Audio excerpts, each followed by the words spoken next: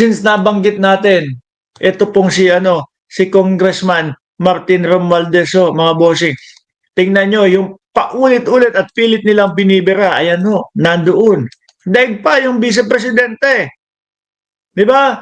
Ito po yung Tingog Party List, mga boss G Pamo, sir, tingnan nyo. Nandoon sa Cebu, tumutulong. Nakikipag-ugnayan doon sa mga kababayan natin na nasa lantaho ng bagyo. Ayan, mga bigas. Di po ba? Ang tanong, yung Vice Presidente na laging nagsasabi na kesyo daw sila ang magaling, sila yung na ngayon, kalamidad. Nasaan po? Sabi nagbabakasyon daw. May outing daw ang pamilya, no? At may nakita nga tayong litrato, may mga papire dance pa mga bossing. Tingnan nyo, yung pilit nilang sinisira, pilit nilang binibira, yan po yung mga talagang tumutulong at walang sawa na nagtatrabaho para sa ating kapwa Pilipino. Diba? Sabi ni J. Hipolito, gahaman sa salapiyang Iglesia ni Manalo. Naku, kung pagbabatayan mo ang sinasabi ng banal na kasulatan at anti-Kristo yan, ayon sa Biblia. Nakita niyo ho yan?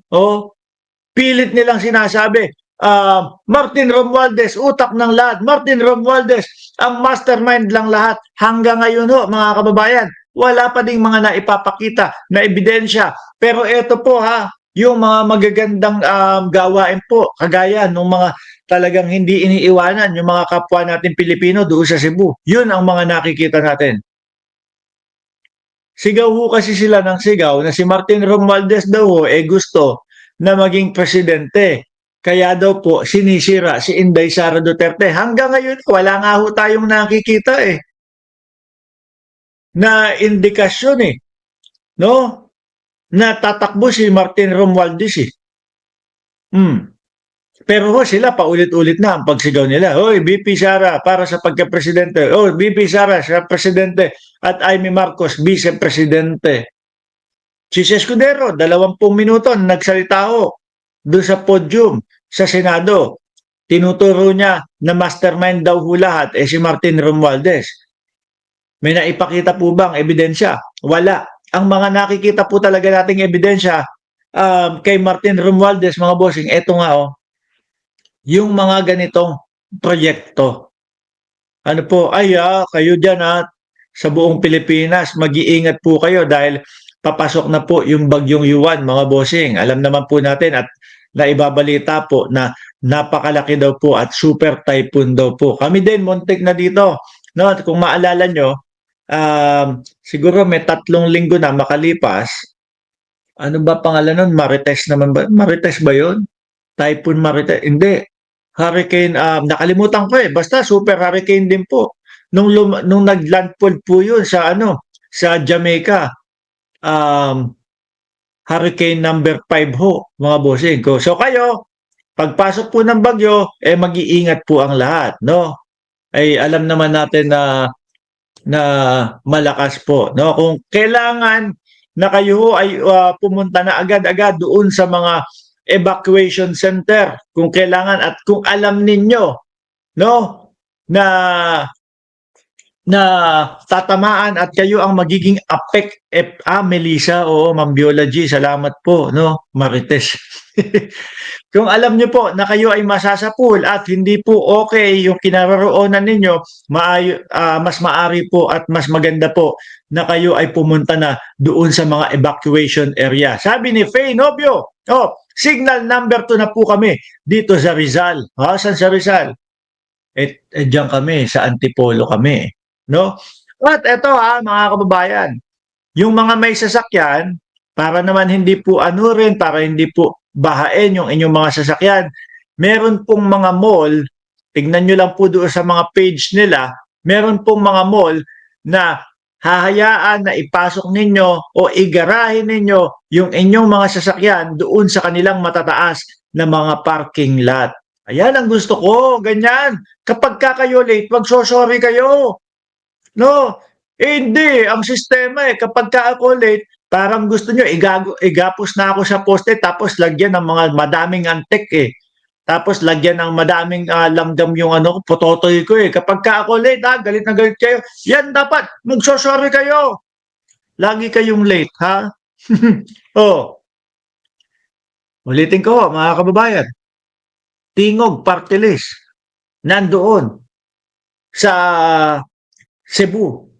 Kasama po na tumutulong para po doon sa mga nasalanta ng bagyo.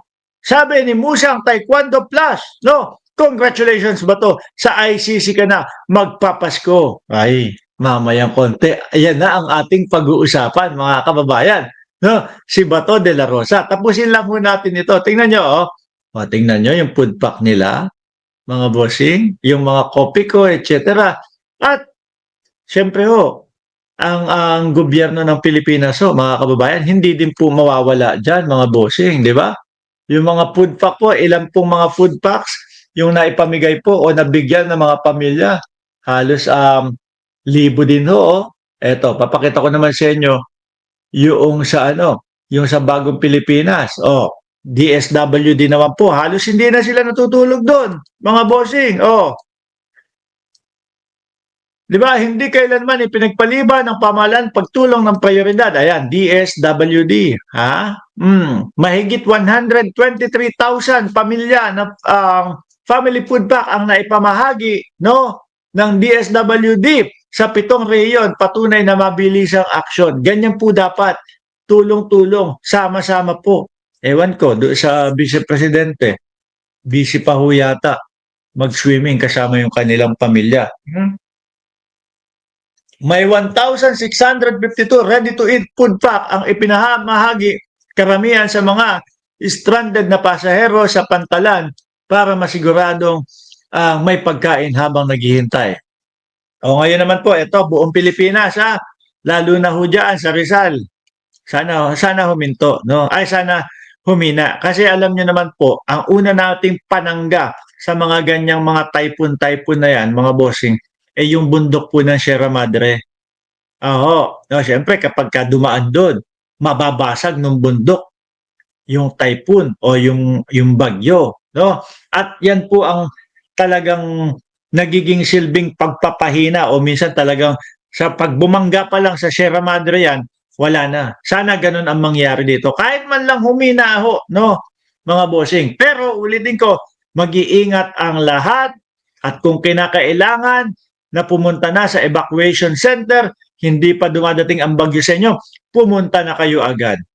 No? Sabi ni INC, ang ibang party list ginagawa lang, magnakaw. Correct. At tapos tignan nyo yung mga advisory ng mga mall, no? Diyan sa inyong lugar, yung iba doon nagpapapasok ng mga kababayan nila sa loob ng mall para magsilbing evacuation area.